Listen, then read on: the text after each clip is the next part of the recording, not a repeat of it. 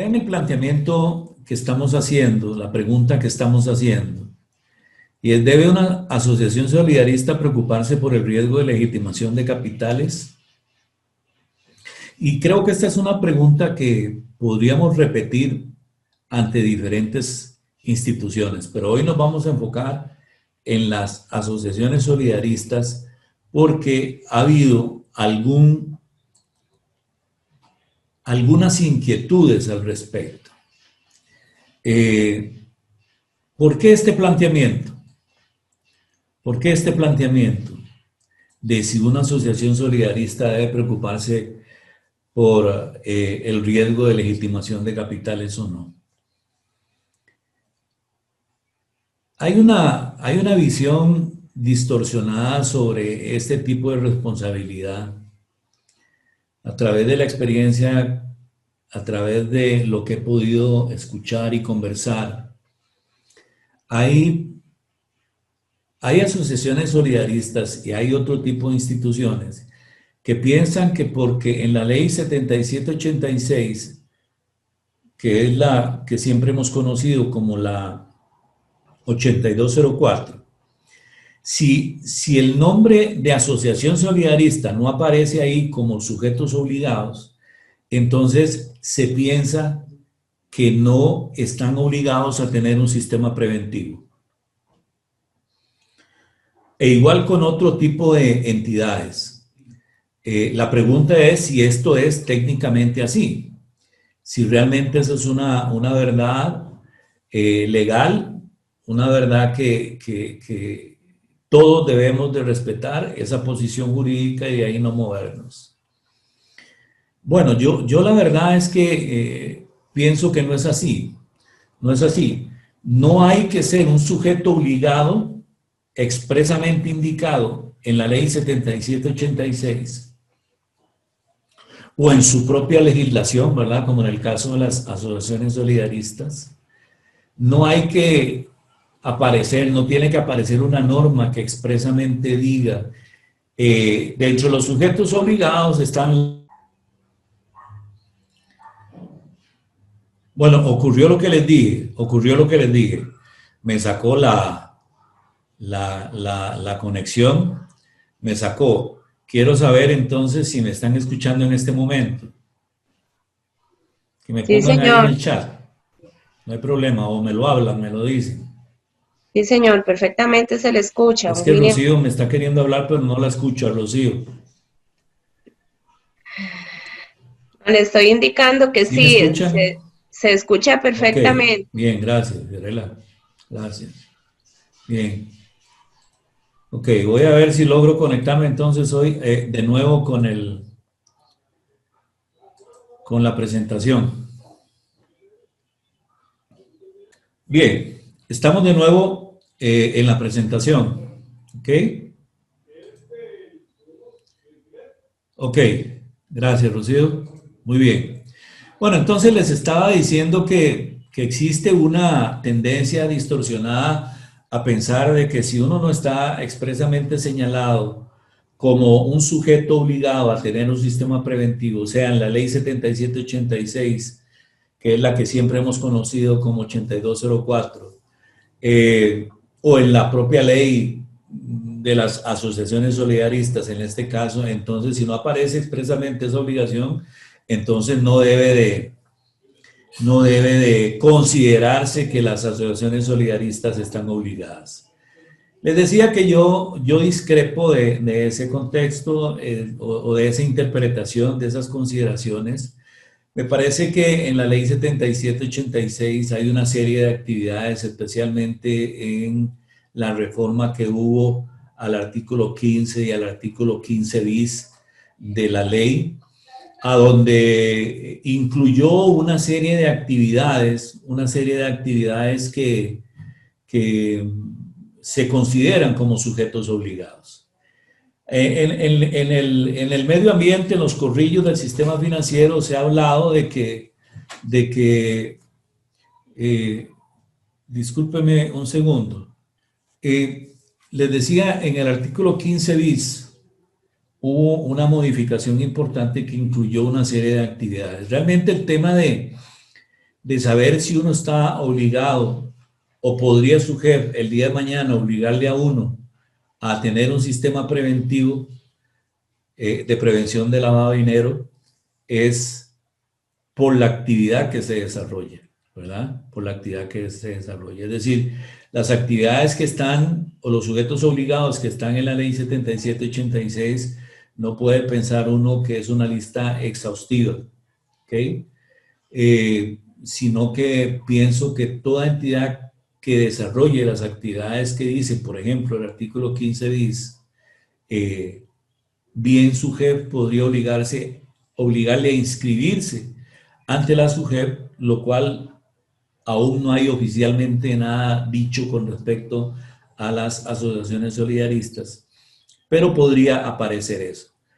¿Por qué consideramos esto? Bueno, porque veremos adelante que una de las actividades de las asociaciones solidaristas, lo sabemos todos, es dar financiamientos, es decir, son facilitadoras de crédito. Y en el artículo 15 bis precisamente se habla de los facilitadores de crédito como una actividad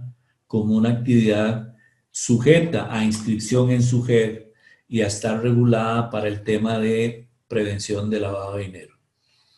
Sin embargo, repito, esto es algo que todavía no se ha oficializado a través de un criterio de SUGEP, un criterio institucional, pero sí se ha hablado de que SUGEP quiere regular a las solidaristas más grandes, ¿verdad? Entonces cualquiera pensaría si quiere o si SUGEP va a regular a las solidaristas más grandes, ¿por qué a las solidaristas que no son tan grandes no? ¿Verdad? Cuando realizan la misma actividad. Claro que el volumen de riesgo es diferente, pero existe, ¿verdad? Y vamos a estar hablando de esto. Entonces, quiero que piensen eso mientras vamos comentando algunos temas verdaderamente importantes para tratar de responder con seguridad al planteamiento que hacemos en el título de esta charla. Pero quiero que veamos algunos conceptos importantes. Siempre pensando usted en lo que una asociación solidarista normalmente hace y usted conoce que esa solidarista hace. Veamos el concepto de riesgo, porque estamos hablando precisamente si una asociación solidarista tiene que preocuparse del riesgo de legitimación de capitales a través de sus actividades. Dice don Danilo Lugo, que es un autor reconocido, y al igual que don Luis Alberto Penagos, dice que riesgo es la probabilidad de que una situación a la que nos hemos expuesto tenga un resultado indeseable. Sin embargo, se considera que el riesgo no tiene que ser un destino, sino una opción, una alternativa. Entonces, cuando estamos hablando del riesgo en el caso de las asociaciones solidaristas, de si las asociaciones solidaristas tienen que preocuparse por el riesgo de legitimación de capitales, estamos hablando de si las asociaciones solidaristas deberían de preocuparse por la probabilidad de que sean usadas a través de sus servicios, a través de sus actividades, de que sean usadas para la legitimación de capitales, ¿verdad? Eso es importante porque es el meollo del asunto, ¿verdad?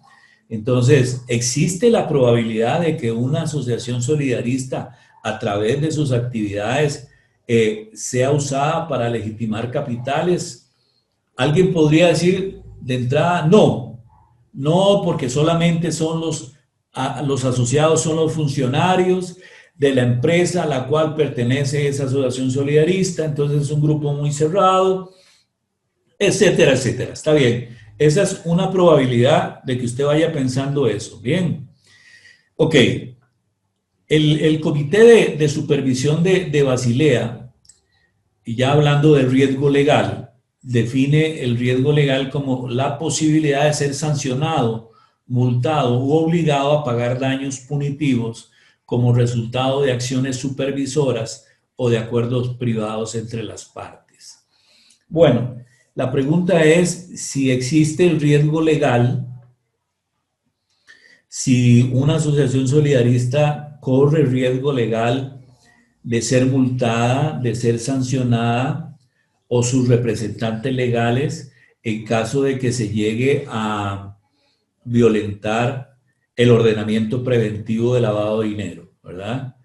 Es importante esto porque el ordenamiento preventivo de lavado de dinero somete a todos los sujetos obligados. En este momento, oficialmente, las asociaciones solidaristas no son técnicamente sujetos obligados, pero pueden llegar a hacerlo a través de un pronunciamiento de la Superintendencia General de Entidades Financieras. Entonces, si la superintendencia emite un pronunciamiento en el cual fundamenta desde el punto de vista legal y operativo que las asociaciones solidaristas son sujetos obligados en razón de la actividad que desarrollan y porque existe en ellas el riesgo de ser usadas para legitimar capitales, entonces ya todo el peso de la normativa, todo el peso del cuerpo disciplinario, de las normas disciplinarias que están en la ley 7786, podrían caer precisamente sobre las asociaciones solidaristas. Pero repito, oficialmente todavía no sucede nada. Pero estamos hablando de esto porque es que se insiste en el tema y lo que se habla es que a partir de diciembre o enero, las asociaciones solidaristas más grandes han de estar con esa condición de sujetos obligados. Sin embargo, yo soy del criterio de que no solamente las grandes, sino también las que no son tan grandes, han de estar y hay que ver qué es lo que sucede con el criterio de SUGEP en ese sentido. ¿Ok? Ahora, sin embargo, y aquí esto es bien importante, el hecho de que una empresa no sea puesta en el menú de sujetos obligados de manera expresa por SUGEP, eso no quiere decir que no haya responsabilidad si adentro de la empresa, como por ejemplo en una asociación solidarista, se lava dinero. Solo que el peso del derecho disciplinario no caería sobre la asociación solidarista, pero los delitos de lavado de activos y todas las consecuencias penales sí caerían sobre las personas que hayan lavado dinero y que hayan usado a la asociación solidarista para ese fin.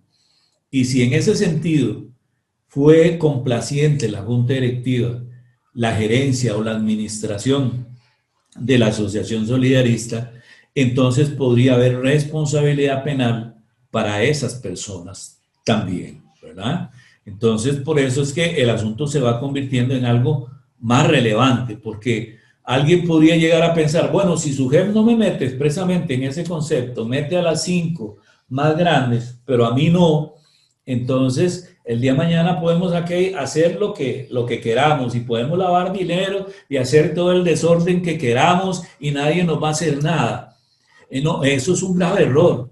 No puede entrar en esa zona de confort porque sencillamente se lo lleva la corriente, ¿verdad?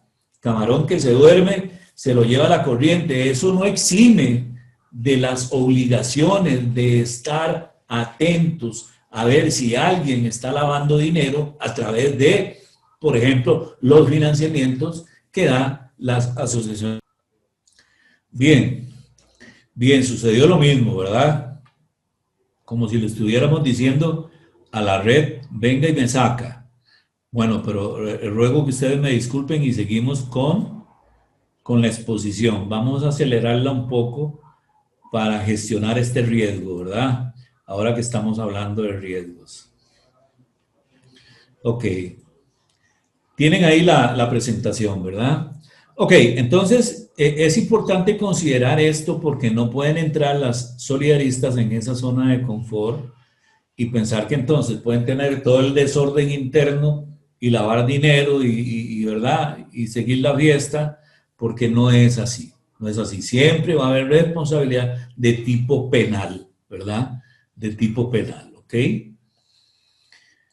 Déjeme ver aquí. Ok, gracias, doña Fiorella. Ok, seguimos. Tenga, por favor, presente esos conceptos porque son fundamentales. Me interesa mucho que conozca el concepto que tiene la doctrina sobre el crimen organizado, ¿verdad? El crimen organizado. Don Danilo Lugo dice que el crimen organizado es la actividad delictiva en donde intervienen diferentes elementos, personas, entidades, organizaciones, modalidad y secuencia. Están dirigidos en su contexto literal por individuos que ostentan poder y conocimiento y que utilizan su posición para cometer todo tipo de delitos criminales, ¿verdad? Entonces, es importante, ¿por qué? Porque es el crimen organizado el que podría usar a las asociaciones solidaristas, a los asociados de las asociaciones solidaristas para lavar dinero. ¿Qué tal que un asociado llegue y diga, bueno, mire señores, tengo una platita por aquí, pero dígame una cosa, si yo meto esto como un ahorro a plazo donde ustedes, donde nosotros, en la Asociación Solidarista nosotros, ustedes me piden verificación de los fondos, del origen de los fondos. Y bueno, si hace esa pregunta, es una pregunta que uno no debería hacer si quiere que no sospechen de uno, ¿verdad? Entonces, solamente para decirles, o sea, eso es posible, es totalmente posible que una asociación solidarista sea usada o se intente usar para lavar dinero.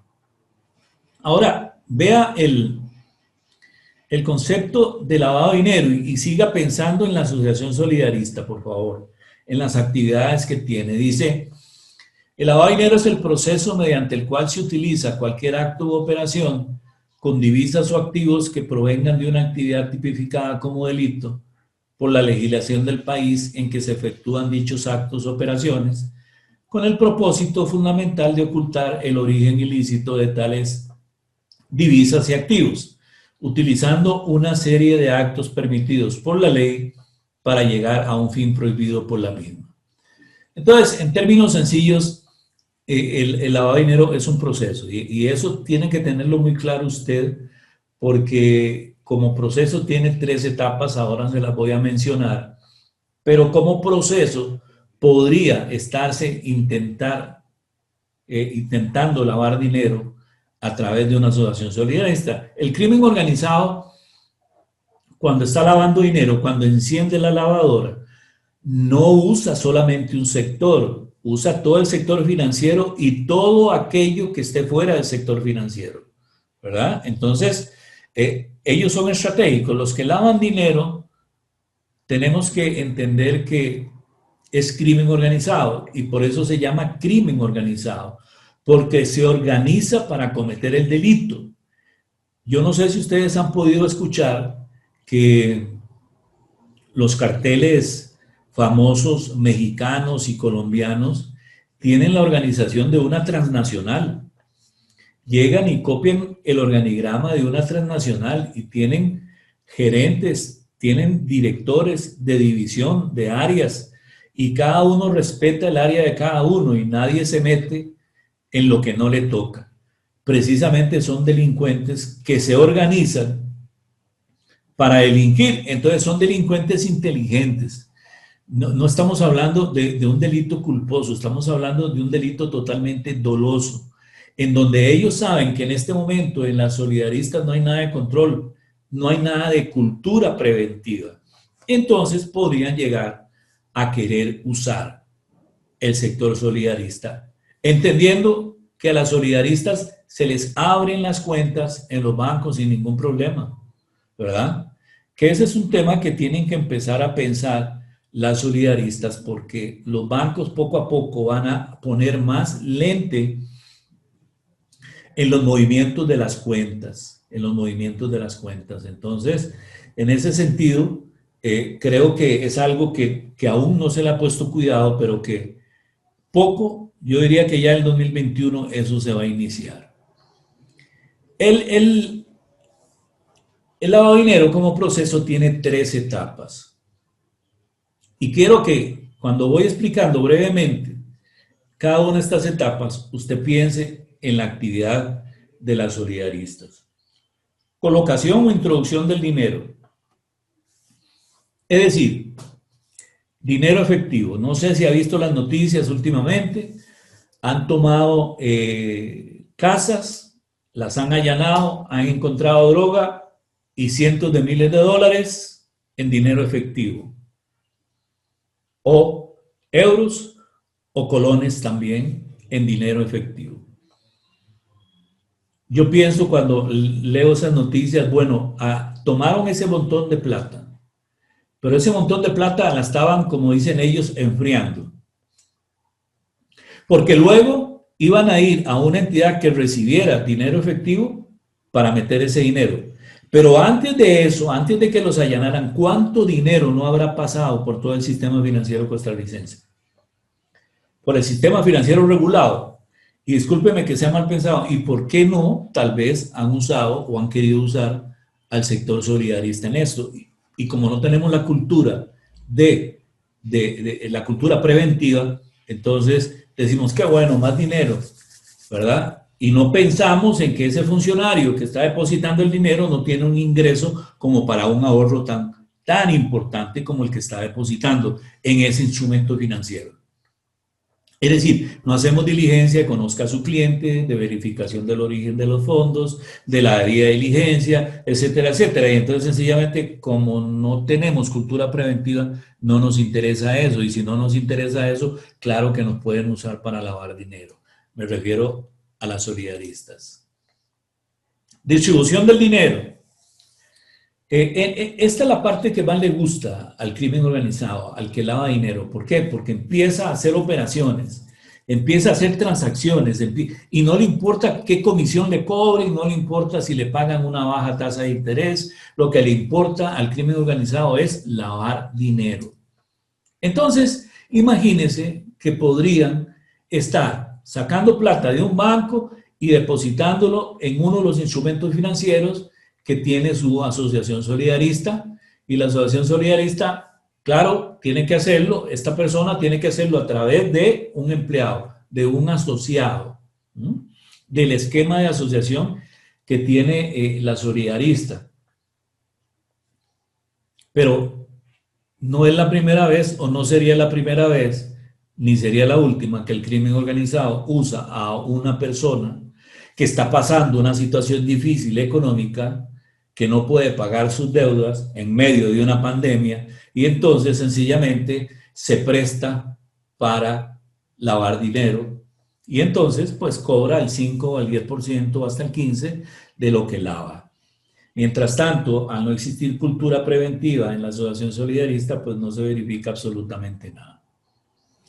Es todo un problema, es todo un riesgo, definitivamente es todo un riesgo. Y luego la tercera etapa, que es la integración del dinero a la economía formal. Es decir, ya se lavó el dinero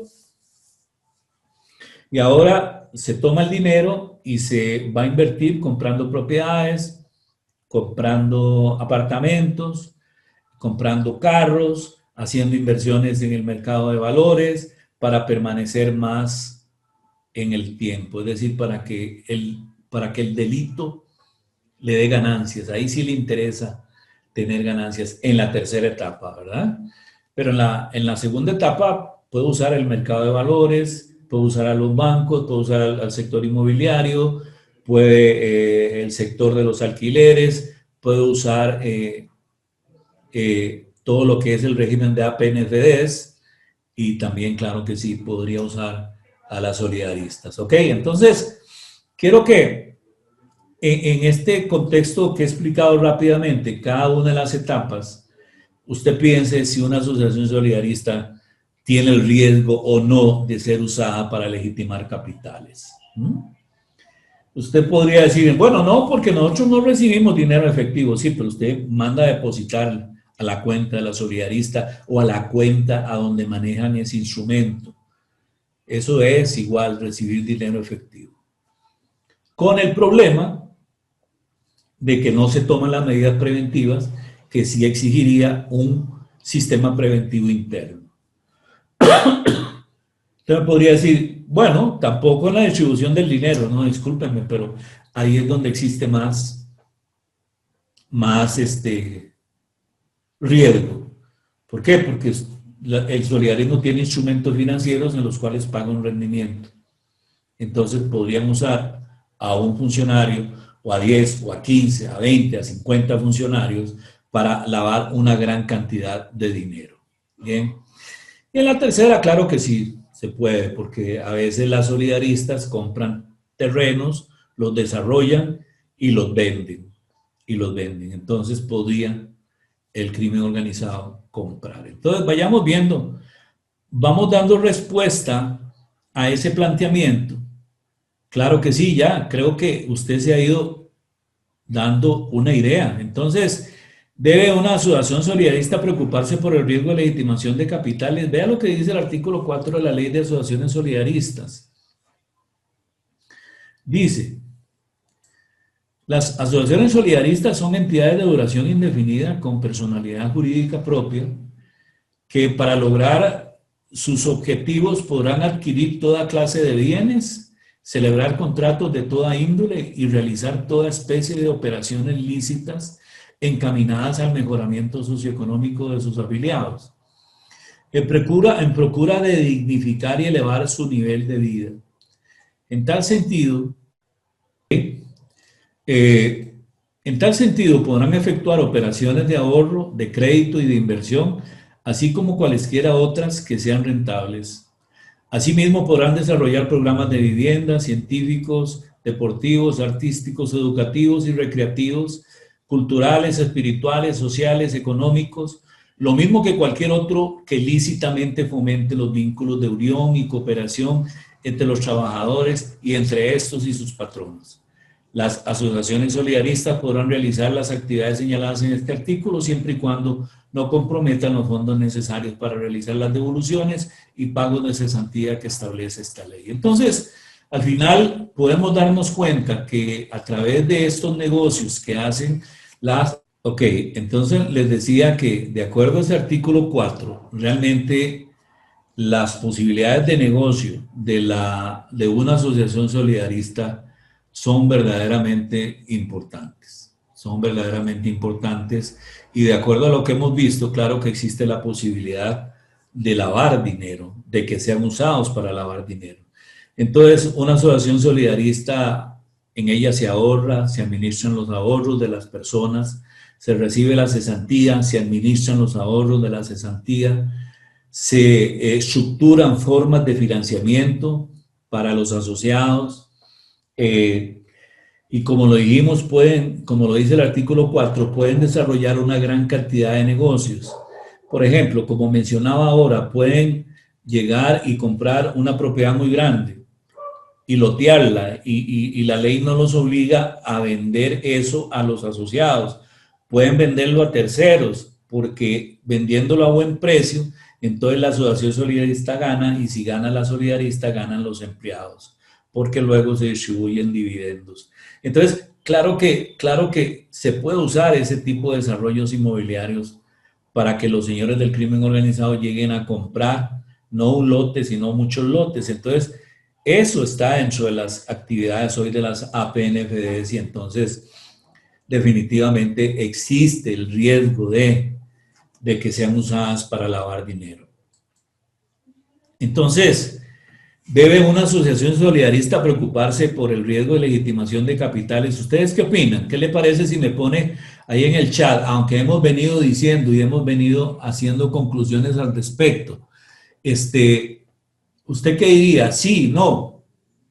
¿Sí o no? ¿Qué diría usted?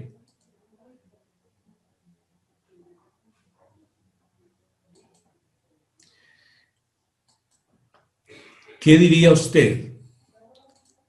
Póngame ahí en el chat. O ahí en la parte de preguntas. Póngame usted sí o no. Ajá, a ver. ¿Qué me pusieron? Fiorella dice que piensa que sí, en especial las pequeñas. A ver, ¿qué más? ¿Qué opinan? ¿Qué piensan? Rocío dice, definitivamente hay formas de evitar el tema. No le entiendo, Rocío. Definitivamente hay formas de evitar el tema. Don William, si El me planteamiento permite es la dejar de palabra, lavar dinero creo que sería tal vez más en fácil una solidarista. deliberar. Si la solidarista debería preocuparse por el riesgo de legitimación de capitales. Interpreto que sí, que usted piensa que sí. Miriam dice que sí. Noily dice que sí. Bien. Muy Don bien, William, muchas si me permite gracias. la palabra. Ok, entonces el tema aquí, el planteamiento es, ¿se estarán preocupando las solidaristas por esto? Tengo la impresión de que no. Si fuera así, le voy a ser muy sincero, este auditorio estaría lleno de gente de las solidaristas. Yo no sé si ustedes trabajan para alguna solidarista o no. La verdad que no lo tengo claro, pero debería de estar muchas solidaristas aquí y no lo están. Ajá, está bien, Rocío, puede hablar, no hay ningún problema. ¿Me escucha ahí, compañeros? Voy a darle la... Rocío, usted tiene el micrófono suyo abierto, en buena teoría. Hable a ver si le escuchamos. Rocío, yo sí la escucho, pero creo que Don William Don tiene Vila no. problemas, definitivamente parece, ¿verdad? No le escucho a Rocío. Déjeme ver si... voy a salirme de escritorio. Sí, Rocío, viera que no le escucho. Déjeme ver si puedo corregir eso, por favor. Sí, entonces, Me avisan cuando termine bueno, Rocío. sí, señor. Eh, lo que yo he acostumbrado desde mi posición de gerencia como medida de mitigación del riesgo es que, bueno, primero, la única forma de que entre dinero diferente a las retenciones de planilla, ¿verdad? Que por esa razón es la que principalmente se habla, de que no deberían entrar capitales que no sean dineros transparentes, ¿verdad? Nosotros hablamos y nos jactamos de que precisamente somos de las organizaciones en las que no debería ocurrir esto, es porque las retenciones que nosotros recibimos en un 95% son retenciones de nómina. Lo que yo como práctica común he tenido para mitigar este riesgo siempre ha sido la generación de reglamentos internos en cuanto a los ahorros y los tipos de ahorro en sí mismo. En esta última organización que yo estaba laborando, porque ahorita no me encuentro laborando lastimosamente, teníamos 3 tipos de ahorros diferentes y los reglamentos eran muy claros en el sentido de que sumas superiores, por ejemplo, a 1 millón de colones, tenían que ser justificados el origen de fondos. Lástima que don William no escucha, pero yo creería que de acuerdo al 8204, los mismos $10,000 que se mantienen para las actividades financieras reguladas y no reguladas son los mismos $10,000. Sin embargo, como medida contenciosa, nosotros siempre hemos trabajado con un margen de hasta 1 millón de colones, que consideramos que es una suma que sí puede ser de Bien, fácil ahorro, sí se justifiquen los fondos y además siempre se recibe solo por transferencia. Por esa razón, la entidad de donde vengan esos fondos, cuando se quieren ahorros extraordinarios que no sean por retenciones de planilla, ya deberían ser justificadas en la otra entidad. Desde esa perspectiva, hemos considerado, por lo menos yo siempre a través de reglamentos, que ese dinero viene totalmente transparente. Sería mi comentario. para poder hacer eso, deben de crear un sistema preventivo interno. Deben de establecer una regulación interna primero, dársela a conocer a los empleados y luego de eso, sencillamente, creo que ahora sí estoy oyendo a Rocío, porque me puse los audífonos, algo que no pude manejar en su momento. Entonces, Miriam, yo lo que pienso es que sí hay que hacerlo, pero antes de hacerlo hay que crear una normativa que el empleado sepa que si aporta algo más, ustedes van a tener que verificar el origen de los fondos, que ustedes van a iniciar un proceso de conozca a su cliente. Imagínense que las asociaciones solidaristas tienen cualquier cantidad de convenios con gente que llega a vender artículos con descuento y ese tipo de cosas. A través de esa masa de proveedores o de socios comerciales más bien, se puede estar vendiendo muy barato en cantidades sumamente importantes. Y esa es una de las formas que se usa para lavar dinero también. Entonces podrían estar filtrando ese tipo de productos y ese tipo de negocios a través de ese tipo de socios comerciales. Entonces lo que quiero decirle con esto es que no solamente es el asociado, sino también los socios comerciales. El espectro del conozca a su cliente se extiende hacia conozca a su asociado, conozca a su socio comercial y reglas de esa naturaleza, ¿verdad? Entonces, pero llegarle de sorpresa a un asociado, yo creo que no es lo prudente. Creo que lo prudente es crear la normativa, comunicarla, informarla y que la gente esté clara respecto de la información que va a tener que entregar de ahí en adelante.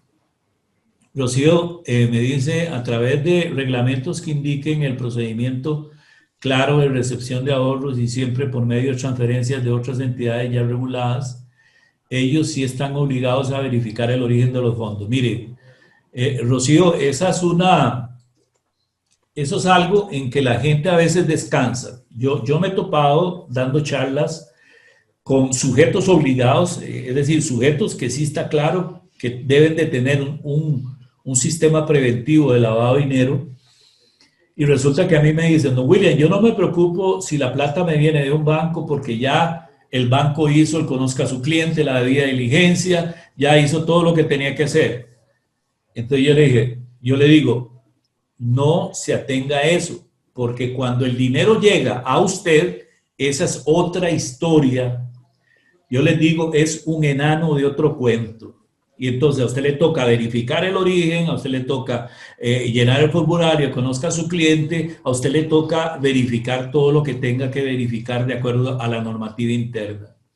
Entonces, lo que yo sugiero es, claro, la autorregulación. Aunque su jefe no llegara a decir que usted está obligado, lo que yo sugiero siempre es la autorregulación. ¿Por qué? Porque hay un riesgo legal, hay un riesgo de imagen. Cuando una asociación solidarista se ve usada para una estafa, un desfalco, lo que sea, dígame usted si no sale a relucir el nombre de la empresa a la cual pertenece esa asociación solidarista.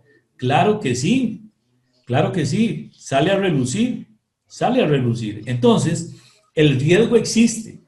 ¿Cuáles son los mitigadores? ¿Cuáles deberían de ser los mitigadores de ese riesgo en una institución como una asociación solidarista? ¿Verdad? Ese es el tema. Y el hecho de que la plata venga de la cuenta de un banco, del Banco Nacional, del Banco, de cualquier banco, eso no puede dejarnos tranquilos. Eso tiene que darnos un indicio de algo. Sí, claro, pero eso no quiere decir, eso no vacuna la transacción. Eso no quiere decir que no va a estar con el riesgo de lavado de dinero. Entonces, creo que los reglamentos deben de atender precisamente a las características de cada una de las asociaciones solidaristas. Aquí es donde quiero invitarles muy, muy cordialmente a lo siguiente. Voy a ir a su de nuevo a compartir escritorio. Aquí es donde quiero invitarlos precisamente a una actividad que vamos a tener el 1 y 2 de junio. Déjenme ver que hay algo en el chat.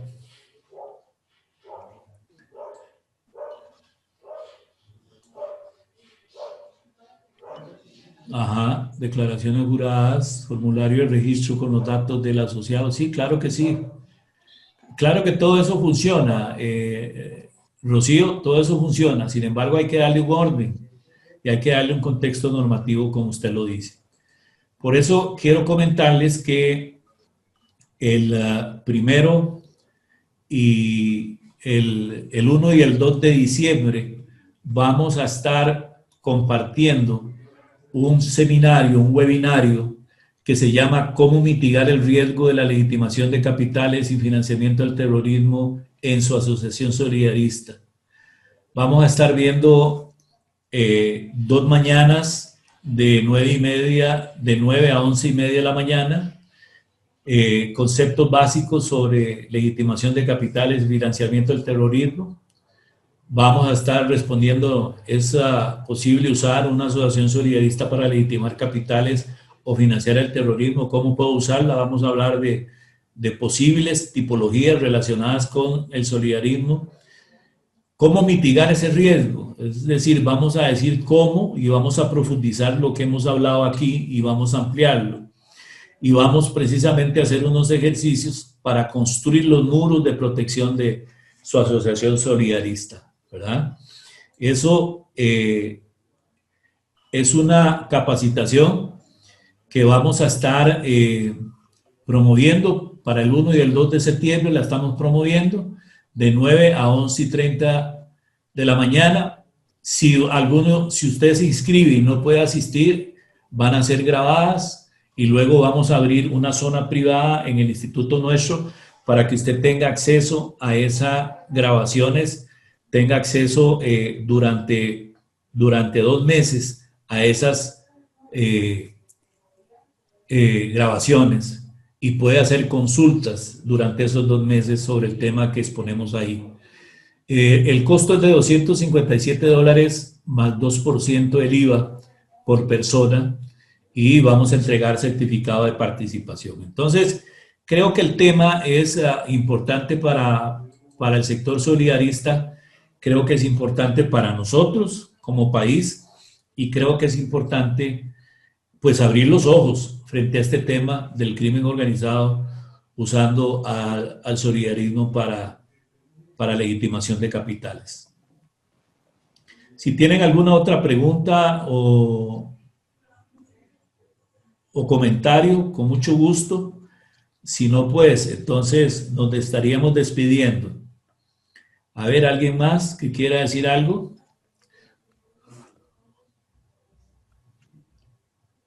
Don William, ahora sí me escucha. Sí, claro, ya casi me revienta los oídos, Rocío, sí. Ay, ¿cómo puede ser? Algo está pasando con su equipo, William. Sí, algo le toqué que no, porque con los audífonos sí. Seguro fue que cuando habilité los audífonos, no los deshabilité y entonces no se oía con el audio normal. Sí, posiblemente. No, nada más quería hacer un aporte ahí adicional. Ajá. En palabras simples, la mejor manera de minimizar ese riesgo es simplemente no recibir ahorros, ¿verdad? Que es como, creo yo, ¿verdad? Me corrige usted más bien, si tiene noticias de alguna otra forma. Usted ahora comentó créditos, pero yo creo que ahí es un poco más difícil. No recibir dineros de formas extraordinarias que no sean las retenciones de nómina es la fórmula más segura de que no nos estén usando a nosotros para este tipo de actividades ilícitas. Pero si los asociados acuden a nosotros, ¿verdad? Con la intención de ahorrar, pues no sería bien visto decirles simplemente no se puede, no lo recibimos, o no tenemos un reglamento, no tenemos un instrumento, porque nosotros, además, con la recepción de esos ahorros extraordinarios, recuerden que nos obligamos a dos cosas básicamente. Una es a la reinversión del dinero, porque toda la persona que ahorra va a esperar siempre un rendimiento, ¿verdad?, sobre ese ahorro, y eso nos llama a nosotros a buscar formas de inversión también de manera lo más segura posible para darles a ellos ese retorno sobre ese dinero que están ahorrando, ¿verdad? Eso nos obliga a nosotros a la vez a encajar, ¿verdad? Porque todo tipo de ahorro debe encajar en reserva de liquidez. ¿Estamos claros con eso? Sí. Y la otra situación a la que nos vemos expuestos, de acuerdo a las reformas de la nueva ley 9635 y todos los temas tributarios, es el hecho de que nosotros vamos a generar posiblemente una comisión por administración de esos fondos, que muy posiblemente saldrá de una porción de ese mismo rendimiento que nosotros le ganamos a la vez a ese dinero invertido, del cual le retribuimos la otra parte al mismo asociado como retorno de inversión de su ahorro. Esto nos obliga, ojo con esto, no sé si lo tengan claro, pero esto a la vez para nosotros son ganancias de capital y nos obligan como tal a cumplir con la parte tributaria de esa porción de ingresos que nosotros recibimos, que ya nos convierte a nosotros en captadores de ahorros y que nos obliga a nosotros a hacer la igual retribución a Hacienda en lo que respecta a ganancias de capital. Entonces, el hecho de recibir ahorros extraordinarios no es tan puro y simple como solo dar un servicio. Nos obliga al menos a estas dos situaciones de cumplimiento. ¿Estamos claros? Entonces, ya les digo, el recibir el dinero a modo de ahorro extraordinario no es simplemente dar un servicio al asociado, ¿verdad? Entonces, para tener esos dos puntos también muy claros. Sí, es importante lo que usted dice, Rocío. El tema de ser un gestor de dinero, ¿verdad?, de administrar los recursos, implica todo un mundo legal de obligaciones, ¿verdad? En las áreas que usted dijo. Y el tema es que si llega un asociado a pedir el servicio y ustedes le dicen que no, pues de alguna manera también no están cumpliendo con la ley de asociaciones solidaristas, porque el artículo 4 establece eso como una posibilidad precisamente para que los asociados, los empleados tengan una mejor vida, ¿verdad?, desde el punto de vista social económico. Entonces, se cuestionaría un poco la labor de la solidarista. Entonces, claro que para cerrar totalmente el riesgo que honestamente, desde el punto de vista de manejo del riesgo, se dice que no hay 100% de gestión en ese sentido, es decir, siempre hay una fisura en algún lado. Hay que pensar que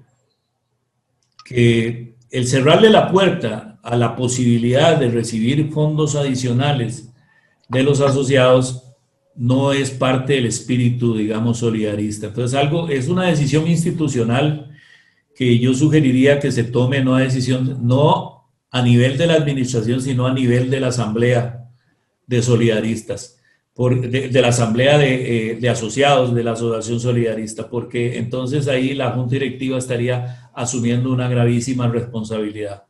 Entonces, que se lleve a asamblea y que se tome el acuerdo ahí. Si la asamblea dice, sí, mejor evitar problemas, ok, bueno, usted asamblea lo decidió y nosotros junta directiva lo obedecemos y lo ejecutamos, ¿verdad? Para que así no exista el riesgo de que le reclamen responsabilidad legal a la junta directiva. Pero realmente pienso yo que es parte de recibir dinero, crear estructuras de financiamiento, de ahorro, de inversión, es parte de lo que históricamente han hecho las asociaciones solidaristas, ¿verdad? Entonces, claro, el tema es que, no, sencillamente es incorporar la cultura de cumplimiento, en prevención de lavado de dinero o legitimación de capitales a nivel de la asociación. Y entonces crear su normativa interna, crear sus formularios, crear sus regulaciones, crear sus capacitaciones y entonces gestionar el riesgo en ese sentido, ¿verdad? Gestionar el riesgo en ese sentido. Imagínense. William, perdón, una preguntita. En Sí. este caso, los mismos $10,000, es que lo comenté antes cuando usted no escuchaba, pero sí me gustaría su respuesta. Los mismos $10,000 de los que habla la 8204 son los mismos que alcanzan en este caso a los solidaristas, porque no es tan común ver a alguien que maneje ahorros de 5 millones, $10,000. Sí, exactamente. Ahora, el tema aquí es que hay una nube sobre ese tipo de puntos en el solidarismo. ¿Por qué? Porque no hay una regulación específica de parte de SUGEP sobre las solidaristas. Entonces, de alguna manera, hay que autorregularse, hay que improvisar. Y la manera en la cual usted puede improvisar es aplicando, por analogía, ese tema de los $10,000. Pero si ustedes quisieran bajar el nivel de los $10,000 para cubrir más riesgo, bajarlo a 5,000 o bajarlo a 2,000 o bajarlo a 3,000, ustedes lo pueden hacer. Tienen las atribuciones para hacerlo, ¿verdad? ¿Por qué? Porque bajando el espectro gestionan mejor el riesgo de acuerdo a las características de su asociación solidarista, al perfil de sus empleados, ¿verdad? Ujú. Y acuérdense que el tema de los 10,000 es básicamente para llenar el formulario. Es nada más Sí, sí. para tener un registro de la operación. Igual sería con los 3,000, con los 4,000 o los 5,000. Yo creo que eso habría que medirlo dependiendo del perfil del asociado y del perfil de la asociación solidarista. Claro. Existiendo, perdón, existiendo la posibilidad legal de bajar el espectro por debajo de $10,000. Ahora, le quería comentar lo siguiente. Este país, con la famosa historia de incorporarse a la OCDE, en el año 2019, creo, la OCDE le obligó a Costa Rica a crear una ley, porque había un vacío aquí sobre el tema de la responsabilidad jurídica, perdón, responsabilidad penal de las personas jurídicas. Porque aquí solamente hay responsabilidad penal de las personas físicas. Había. Se emitió una ley que se llama la Ley de Responsabilidad Penal de las Personas Jurídicas, en donde las asociaciones solidaristas también entran con responsabilidad penal. Y en esa ley hay hay otro tipo de legitimación de capitales. Cuando se usa la empresa o la asociación o el gremio, el que se trate, ¿verdad? Se use para esconder fondos que son producto de la corrupción, ¿verdad?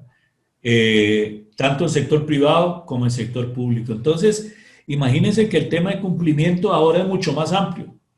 Por eso ya se habla de un compliance officer, en donde la idea es que ese oficial de cumplimiento pueda crear una estructura de cumplimiento, ya no solo por un tema de prevención del lavado de dinero, sino de prevención de una serie de delitos que regula esa ley y normalmente tienen que ver con delitos de corrupción, ¿verdad?